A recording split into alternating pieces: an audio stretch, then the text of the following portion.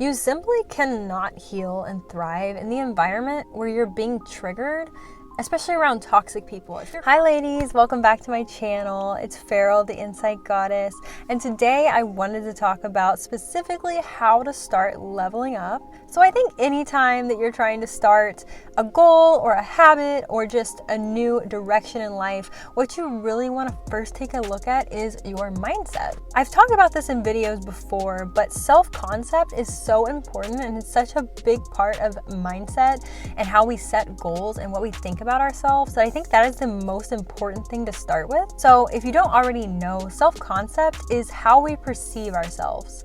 Self-concept is the subconscious or conscious self-identity that we relate to and what we think about ourselves to the core. So if we think that we're a healthy person, we're going to go work out. If we think we're a lazy person, we're going to skip our workout or do something else that is almost a self-fulfilling prophecy to these things that we believe about ourselves.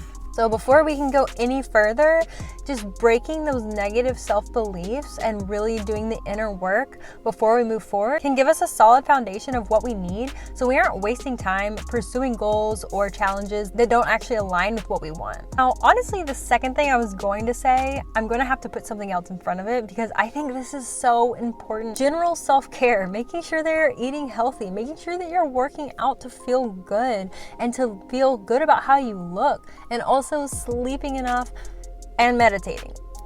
Literally, those are like the top 4 things that you should be doing before you're even trying to start on a level up journey, because that's really going to be the baseline and it's going to benefit everyone. So if you don't have that solid foundation, I think that the rest of the mental work can really get lost because you aren't providing your body with the nutrients it needs, the exercises that it needs, and more. So while I had to put that in there, the real number 2 is to set goals and dream big. Don't hold yourself back just because you think you can't get further than you actually probably can. There's a book that I read and they do an activity in this book. It's called The 4-Hour Workweek. And the activity that they do is called dreamlining. I would urge you to definitely read the book or just check out the activity if not. But basically what it does is it starts with making a list of, in each category, 4 to 5 different things that you want. So either, 4 to 5 material things that you would like. And this is like dreaming big. You aren't trying to hold yourself back here and you aren't trying to say, I want a new car. No, you want a Lamborghini or something like that, then say you want that, because the whole purpose of this activity is to break it down and see how actually realistic it could be. Secondly, the book activity had me do something that I would like to be. So if I would say, I would like to be a life coach, I would like to be a YouTuber, what actions can you start taking today that can get you closer to that goal? And lastly, it had us list out 4 to 5 things that we want to do. So mainly what I thought of whenever it came to this was traveling or experiences, something like that. And it also had us map out how much would it cost to get to this destination? Is there a package that I could find that includes a hotel and a plane? I thought that a flight to Dubai, which is one of my top dream destinations, I thought that was going to be $5,000 to $10,000. Honestly, just because I never looked it up. I looked it up yesterday and it's $1,300. But the purpose of this activity is to show you that even your biggest dreams and aspirations are actually more achievable than you think they are. So third would be manifesting and scripting, as well as I want to throw visualization in this. I think visualization is probably the most important thing that you can do whenever you want to see your goals. Your mind is able to almost trick itself into thinking that you're in that present moment. I actually used to do this whenever I was a figure skater. I would visualize my routine before I went onto the ice, and I was able to perform it very well, as if someone had just gone through it physically and practiced it, except I didn't have that physical exhaustion that came with it. So being able to manifest by visualizing ourselves in the current situation with the certain amount of money in our bank account that we want, and just realizing how we feel, connecting your emotions to what you want. And that's going to be that drive. This may be harder if you don't have an internal drive, or if you don't have your why, if you don't have your passion. But whenever it comes to little things, you can put your own why and connect your emotions to this if you visualize and truly feel what it would feel like to have this. This also leads into acting with the law of assumption. So I think this is a bit different than the law of attraction. So the law of attraction works in a sense of look around the room and find something brown. Did you see anything red? You weren't looking for red, so you didn't see it. That's how law of attraction works in my understanding.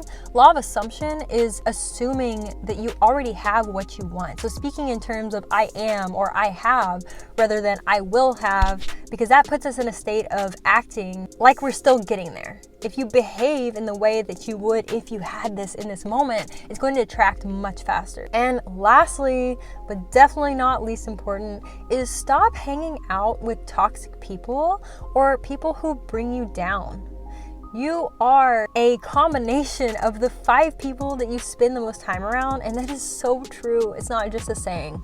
If you're spending your time around people who are lazy, who don't care about where they're going in life, who sit around and do drugs or just drink all the time and talk shit about people, I mean, where is that really going to get you? You're going to stay in that same place because that's what's entertaining to them and you're getting your validation from them.